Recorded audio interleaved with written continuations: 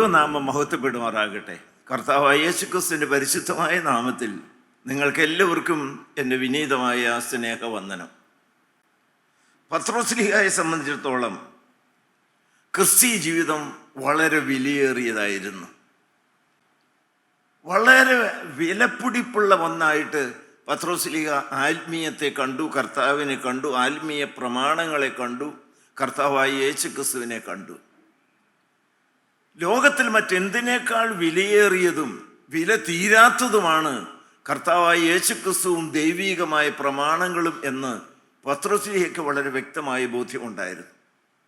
അതുകൊണ്ട് പത്രോസ്ലീഹയുടെ ഒന്നാമത്തെയും രണ്ടാമത്തെയും ലേഖനങ്ങൾ നാം വായിക്കുമ്പോൾ എടുത്തെടുത്ത് പറയുന്നതായ ഒരു പദമുണ്ട്, വിലയേറിയത്. ദൈവത്തിന് സ്തോത്രം. വിലയേറിയവ. നിങ്ങളുടെ മനസ്സിനകത്തത് ഒന്ന് രൂപം കൊള്ളട്ടെ. വിലയേറിയവ. പത്രോസ്ലീഹയെ സംബന്ധിച്ചിടത്തോളം the precious things to Peter. ദൈവത്തിന് സ്തോത്രം. പീറ്ററിന് വിലയേറിയവ എന്തെല്ലാമാണ് ഒന്നാമത്തെയും രണ്ടാമത്തെയും ലേഖനത്തിൽ നിന്ന് നമുക്ക് പഠിക്കാനായിട്ട് നോക്കാം. ദൈവത്തിന് സ്തോത്രം. വിലപ്പെട്ട കാര്യങ്ങൾ ഒന്നാമത്തെയും രണ്ടാമത്തെയും ലേഖനത്തിൽ പത്രോസ്ലീഹ എടുത്തു പറയുന്നതായ വിലയേറിയതായ കാര്യങ്ങൾ. ആ വിലയേറിയ കാര്യങ്ങൾ നിങ്ങൾ പ്രാവർത്തികമാക്കുകയും മുറുകെ പിടിക്കുകയും ചെയ്താൽ ആത്യന്തികമായിട്ട് നിത്യനാശം വിട്ടൊഴിഞ്ഞ് നിത്യസ്വർഗത്തിൻ്റെ അവകാശികളായി തീരും. അതിന് കർത്താവായ യേശുക്രിസ്തുവിൻ്റെ ദിവ്യ സ്വഭാവത്തിൻ്റെ പങ്കാളികളായി നിങ്ങൾ ഈ ലോകത്തിൽ ജീവിക്കണം. പത്രോസ്ലീഹയുടെ രണ്ടാമത്തെ ലേഖനം 1-ാം അധ്യായം 1-ാമത്തെ വാക്യവും 1 പത്രോസ് 1-ാം അധ്യായത്തിൻ്റെ 6-7 വാക്യങ്ങളും വായിക്കണം. 2 പത്രോസ് 1:1.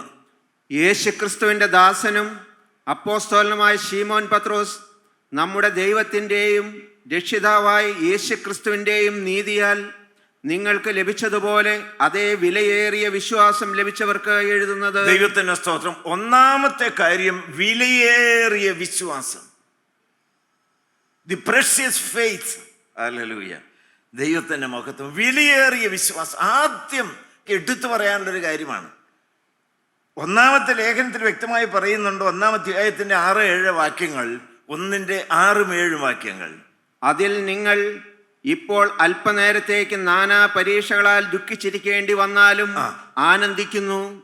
അഴിഞ്ഞു പോകുന്നതും തീയിൽ ശോധന കഴിക്കുന്നതുമായ പൊന്നിനേക്കാൾ നിങ്ങളുടെ വിശ്വാസത്തിന്റെ പരിശോധന വിലയേറിയത് എന്ന് യേശുക്രിസ്തുവിന്റെ പ്രത്യക്ഷതയിൽ പുകഴ്ചയ്ക്കും തേജസ്സിനും മാനത്തിനുമായി കാണുവാൻ അങ്ങനെ ഇടവരും. എന്ത് വ്യക്തമായിട്ടാണ് പറയുന്നത്.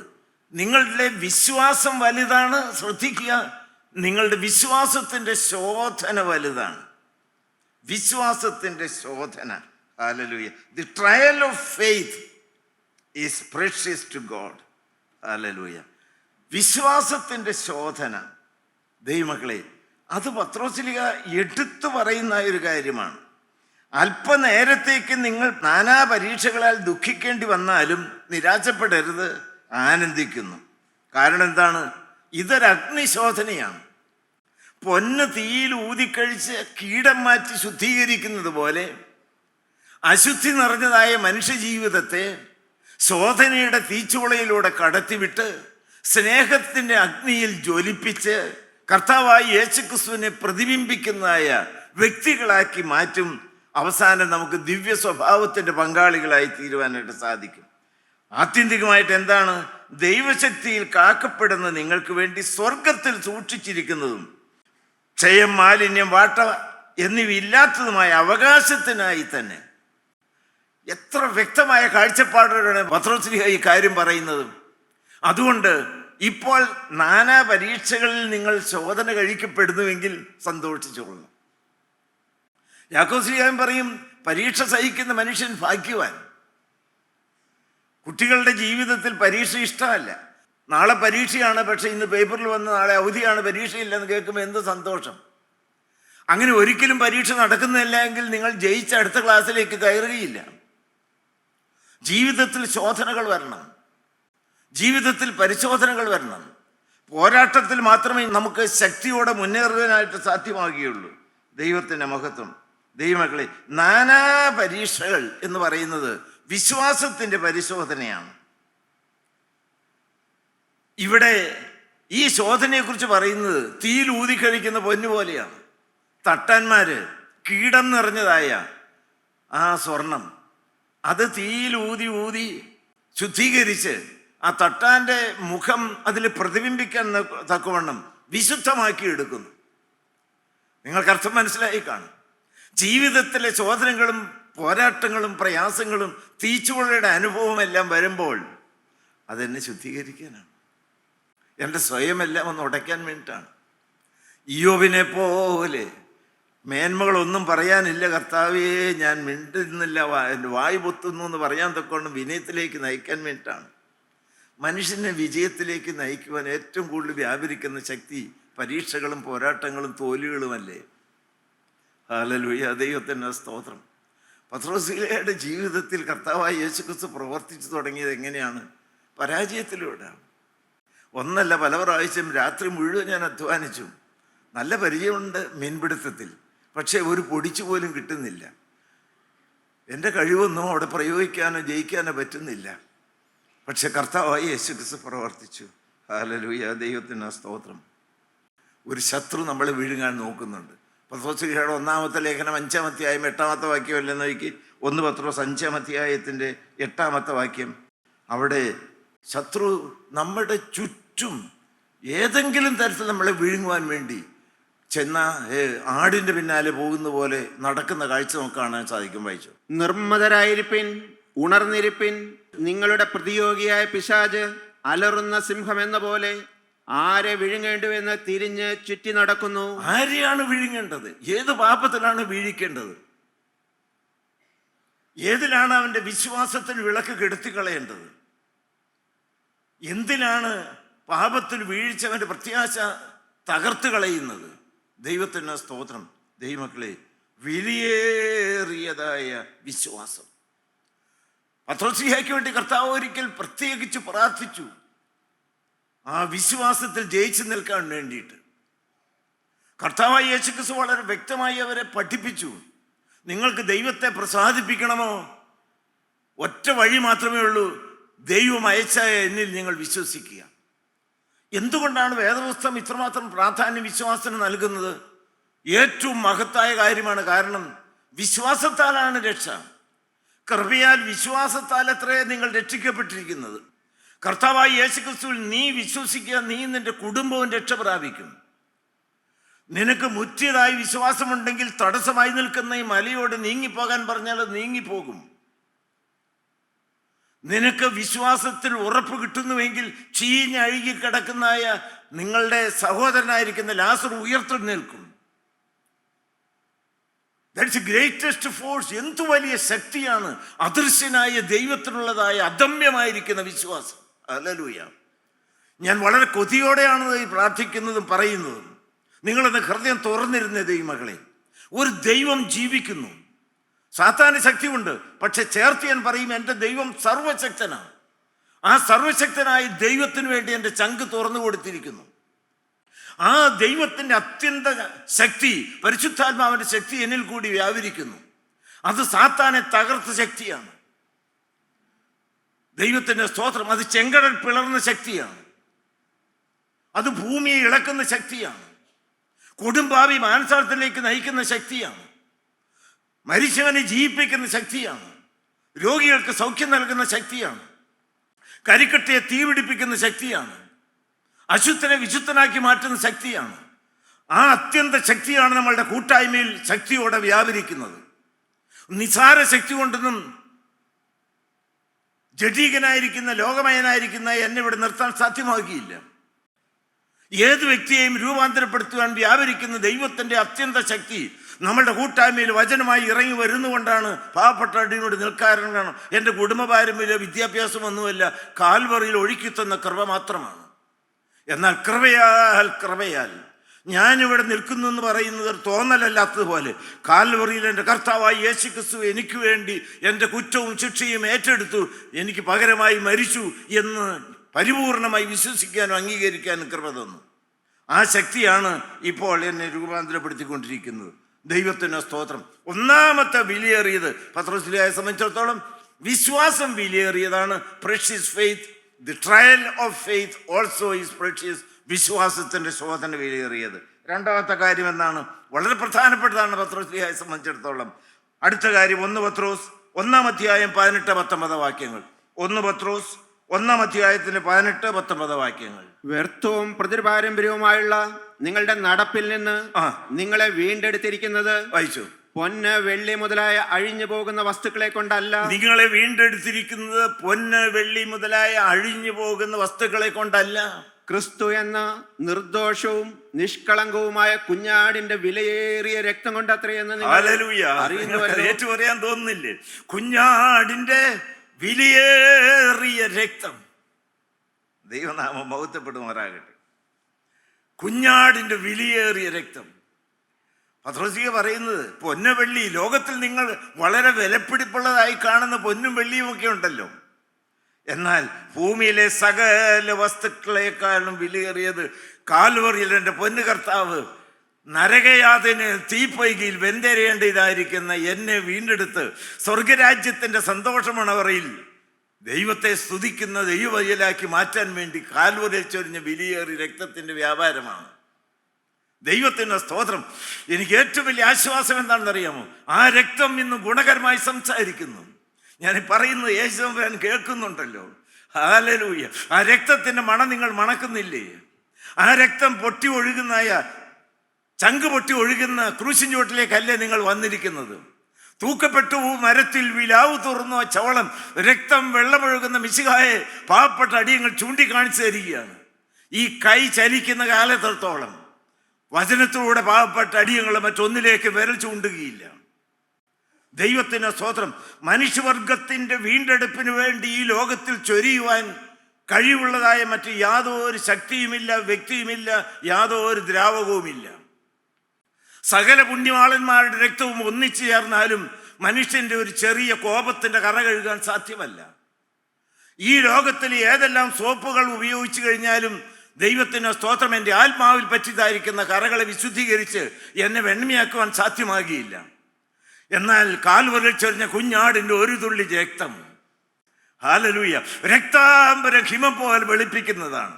ഇത് കേട്ടു പോയാൽ പോരാ. നിങ്ങൾ ദൈവമക്കൾ ക്രൂശിൻ ചോട്ടിലേക്ക് വന്നു. കുഞ്ഞാടിന്റെ വിലയേറിയ രക്തം. ദൈവത്തിന് സ്തോത്രം. ലൂക്കോസിന്റെ സുവിശേഷം 22-ാം അധ്യായത്തിന്റെ 44-ാമത്തെ വാക്യത്തിൽ പറയും, കർത്താവായ യേശുക്രിസ്തു ഗെത്സമനയിൽ വേദനയോടെ കവിണ് വീണ് കിടന്ന് പ്രാർത്ഥിക്കുകയാണ്. ദൈവത്തിന് സ്തോത്രം.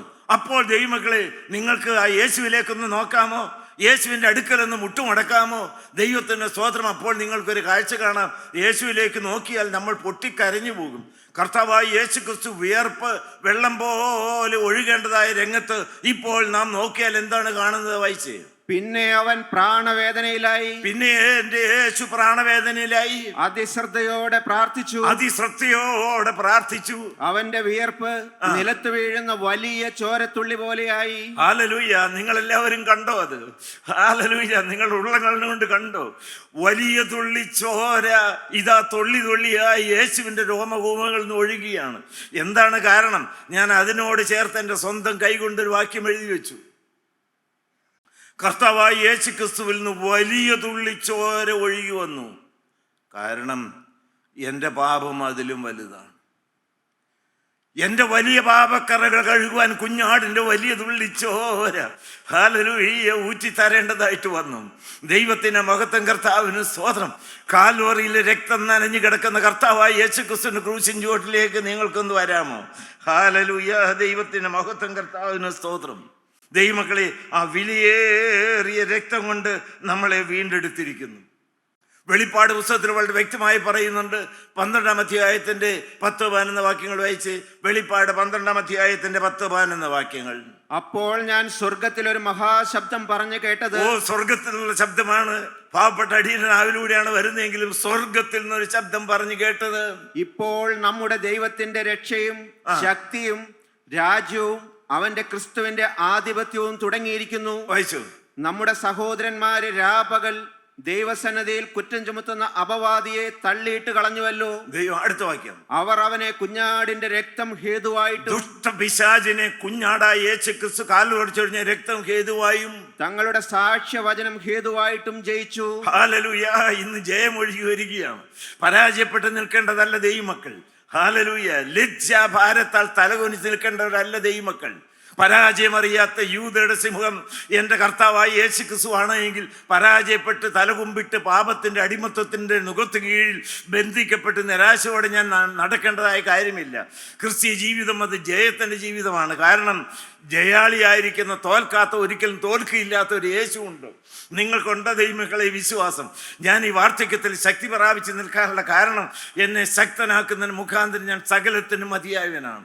എൻ്റെ ശക്തി ചോർന്നു പോകുന്നത് ജീവിതത്തിൽ പാപം വരുമ്പോഴാണ്. ജീവിതത്തിൽ അറിയാതെ ഏതെങ്കിലും പാപം വന്നാൽ കുഞ്ഞാടിൻ രക്തം വാർന്നൊലിക്കുന്ന ക്രൂശിൻ ചോട്ടിലേക്ക് ചെല്ലും. ഹല്ലേലൂയ. ദൈവത്തിന് സ്തോത്രം. ആ രക്തം എന്നെ കഴുകും.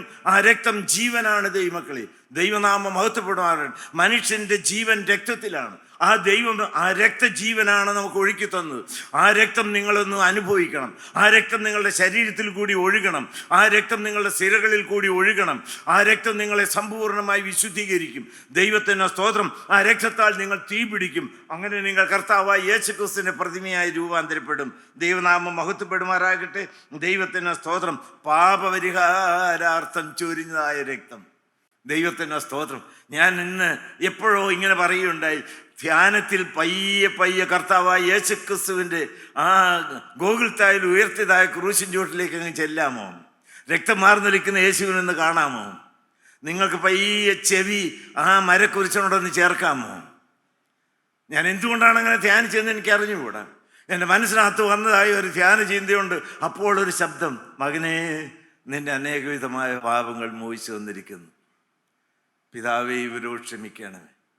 ഇവിടെ വന്ന് ഈ മുട്ടുമടക്കിയിരിക്കുന്ന ദൈവദാസൻ സകല പാപവും ചെയ്തവനാണ്. പക്ഷേ ആ പാപത്തിൻ്റെ ശിക്ഷ മുഴുവൻ ഞാൻ ഏറ്റെടുത്തു. കുറ്റവും ഞാൻ ഏറ്റെടുത്തു. അതിൻ്റെ ശിക്ഷയായിരിക്കുന്ന മരണം ഞാനിപ്പോൾ രുചിച്ചു നോക്കിയിരിക്കുന്നു. ഇവനോട് ക്ഷമിക്കണമേ. മതിയല്ലോ ദൈവമക്കളെ. ഇതാണ് ആത്മീയം. ആ ക്രൂശ് സത്യമല്ലേ? ഞങ്ങളോ ക്രൂശിക്കപ്പെട്ട ക്രിസ്തുവിനെ പ്രസംഗിക്കുന്നു. നിങ്ങൾ ഒരിക്കലും പതറണ്ട. ദൈവത്തിന് ഒന്നുകൊണ്ട് നിങ്ങൾ പതറണ്ട. നമ്മെ നടത്തുവാൻ മാറ്റമില്ലാത്ത പരിശുദ്ധാത്മാവുണ്ട്. നമ്മുടെ മധ്യത്തിൽ പരാജയമറിയാത്ത യൂദയുടെ സിംഹമുണ്ട്. നമ്മുടെ മധ്യത്തിൽ എന്നും കത്തി ജ്വലിക്കുന്ന പരിശുദ്ധാത്മാവുണ്ട്. ദൈവത്തിന് സ്തോത്രം. യാതൊരു സ്ഥാപിത താല്പര്യങ്ങളുമില്ലാതെ പാപിയുടെ മാനസാന്തരവും ദൈവനാമ മഹത്വവും മാത്രം ലാക്കാക്കി പ്രവർത്തിക്കുവാൻ ദൈവത്തിൻ്റെ മക്കളെ ദൈവം ആക്കിയിട്ടുണ്ട്. വളരെ വ്യക്തമായിട്ടാണ് പറയുന്നത്. വ്യക്തമായ സമർപ്പണത്തോടെയാണ് പറയുന്നത്. വേറെ യാതൊരു സ്ഥാപിത താല്പര്യമില്ല.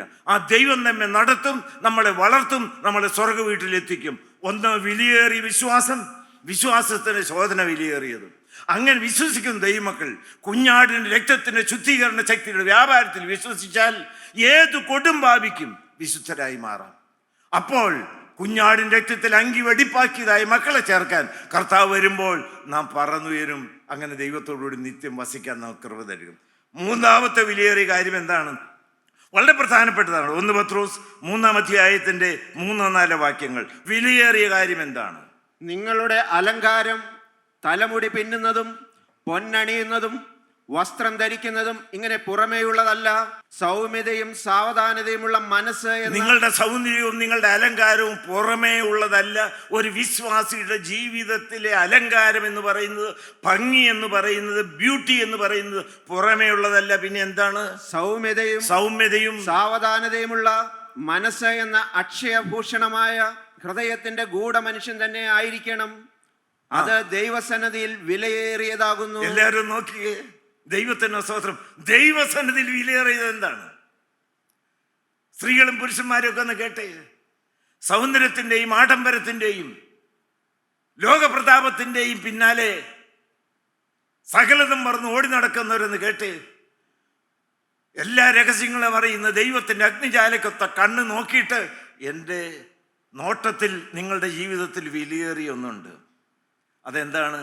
നിന്റെ ഹൃദയത്തിൻ്റെ നിഗൂഢ മനുഷ്യൻ. ദൈവത്തിൻ്റെ സ്തോത്രം. The inward beauty of the hidden person is very precious in the sight of God. എല്ലാവരും കേട്ടോ അത്. ഒന്ന് ഉള്ളം തുറന്ന് ഹൃദയത്തിൻ്റെ ഭാഷയിൽ ഞാൻ പറയട്ടെ, ഒന്ന് പറഞ്ഞ് ദൈവമക്കളെ, I want to be holy inside.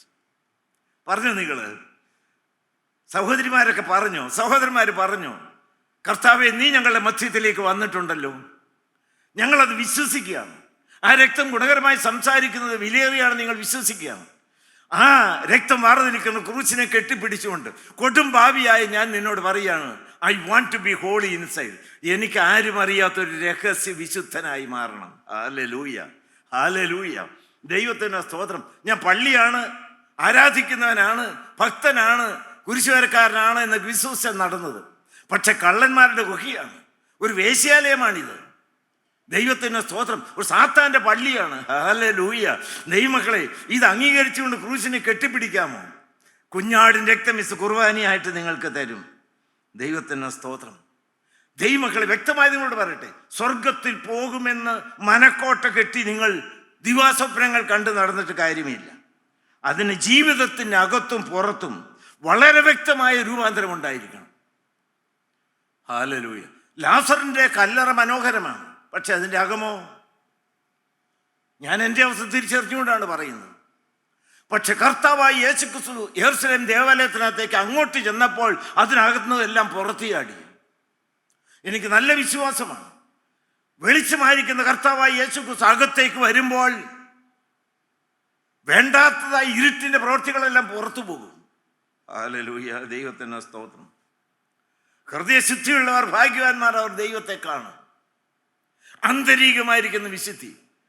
എല്ലാവരും അത് കേട്ടോ. ഇന്നു മുതൽ ഉള്ളത്തിൻ്റെ ഉള്ളറയിൽ ഒരു പ്രാർത്ഥന ഉണ്ടായിരിക്കണം, ശ്വാസം പോലെ. ആരും അറിയാതെ, കർത്താവേ എനിക്കൊരു ആന്തരിക വിശുദ്ധനായി മാറണം. എൻ്റെ ചിന്താമണ്ഡലം വിശുദ്ധമായിരിക്കണം, എൻ്റെ സ്വപ്നങ്ങൾ വിശുദ്ധമായിരിക്കണം, എൻ്റെ വികാരങ്ങൾ വിശുദ്ധമായിരിക്കണം. ആരെല്ലാം ഇങ്ങോട്ട് വെറുക്കുകയും എതിർക്കുകയും ഇല്ലാത്തത് പറയുകയും ചെയ്യുമ്പോഴേക്കും അനുഗ്രഹത്തിൻ്റെതായ വാക്കുകളും പ്രാർത്ഥനയും വരാൻ തക്കവണ്ണം എൻ്റെ ഉള്ളത്തിൽ യേശുവിൻ്റെ ഭാവമുള്ളതാക്കി മാറ്റണം. The mind of Jesus Christ. പ്രാർത്ഥിച്ച തരികയില്ലേ കർത്താവ്? എനിക്ക് നല്ല ബോധ്യമാണ്. ഹല്ലേലൂയ. എൻ്റെ കർത്താവ് അത് തരും. ദൈവമക്കളെ, എനിക്ക് ധനവാനാകണമെന്നോ, എനിക്ക് ആയുസ് തരണമെന്നോ, എനിക്ക് പേരും പ്രശംസയും തരണമെന്നോ, എനിക്ക് കൂട്ടായ്മയിൽ നേതാവാണെന്നോ ഒന്നുമല്ലല്ലോ കർത്താവേ. I want to be a holy man inside. ആരും അറിയാത്ത രഹസ്യ വിശുദ്ധനായി മാറണം. ദൈവത്തിന് സ്തോത്രം. ദൈവമക്കളെ, അന്ന് വിശ്വാസവും അതിൻ്റെ ശോധനയും വലുത്, കുഞ്ഞാടിൻ്റെ രക്തം വിലയേറിയത്. ദൈവത്തിന് സ്തോത്രം, ദൈവത്തിന് സ്തോത്രം. ദൈവമക്കളെ, പിന്നീട് ഒരു വാക്കും കൂടി എനിക്ക് പറയാനായിട്ടുണ്ട്. 2 പത്രോസ് 1-ാം അധ്യായത്തിൻ്റെ 4-ാമത്തെ വാക്യം എന്താണ് പറയുന്നത്? എന്താണ് വിലയേറിയത്? അവയാൽ അവൻ നമുക്ക് വിലയേറിയതും വിലയേറിയതും അതിമഹത്തായ വാഗ്ദത്തങ്ങളും നൽകിയിരിക്കുന്നു. Hallelujah, hallelujah. നന്ദിയോടെ സ്തോത്രം. ദൈവമക്കളെ, വിലയേറിയതും അതിമഹത്വവുമായ വാഗ്ദത്തങ്ങൾ, precious and exceedingly great promises. Hallelujah, hallelujah. അത് നിങ്ങളുടെ തലമേൽ അരുമനാഥൻ കരം വെച്ചിപ്പോൾ പകർന്നു തരികയാണ്. ഞാൻ നിങ്ങൾക്ക് സ്വർഗമൊരുക്കുവാൻ പോകുന്നു. ഞാൻ പോയ ശേഷം നിങ്ങളെ ചേർക്കാൻ ഞാൻ വീണ്ടും വരും. അങ്ങനെ ഞാൻ വരുമ്പോൾ നിങ്ങൾ ജ്വലിച്ച് പ്രകാശിച്ച് വെണ്മയുള്ളവരായി നിൽക്കുവാൻ, നിങ്ങളെ കത്തി ജ്വലിപ്പിക്കുവാൻ സ്വർഗത്തിൽ നിന്ന് തീയായിരിക്കുന്ന പരിശുദ്ധാത്മാവിനെ ഞാൻ അയക്കും. ഞാൻ നിങ്ങൾ ഒരു നാളും അനാഥരായി കൈവിടുകയില്ല, ഉപേക്ഷിക്കുകയുമില്ല. നന്ദിയോടെ സ്തോത്രം. ദൈവമക്കളെ, ഈ വാഗ്ദത്തം നിങ്ങൾക്ക് പ്രാപിക്കാമോ? ഈ വിലയേറിയ വിശ്വാസത്തിൽ, പ്രത്യാശയിൽ നിങ്ങൾക്ക് മുന്നോട്ട് പോകാമോ? രക്തത്താൽ കഴിവ് പ്രാപിച്ച് വിശുദ്ധിയെ തികച്ച് ആത്മാവിൽ ആരാധിച്ചുകൊണ്ട് മുന്നോട്ട് പോകാമോ? വിലയേറി വാഗ്ദത്തം. കർത്താവ് തൻ ഗംഭീരനാഥത്തോടും പ്രധാന ദൂതന്റെ ശബ്ദത്തോടും ദൈവത്തിന്റെ കാഹളത്തോടും കൂടി മധ്യാകാശത്തിൽ വരും. കാഹളനാഥം കേൾക്കാറായി, മണവറ ഒരുങ്ങി തീരാറായി, മണവാട്ട സഭ ഒരുക്കപ്പെടാറായി. ഹല്ലേലൂയ. മഹിമാവിൻ നീരാളം ചാർത്തി നമുക്ക് എല്ലാവർക്കും ഒരുങ്ങി ഉണർന്നു നിൽക്കാം. ദൈവനാമം മാത്രം മഹത്വപ്പെടുമാറാകട്ടെ. കർത്താവിന് സ്തോത്രം.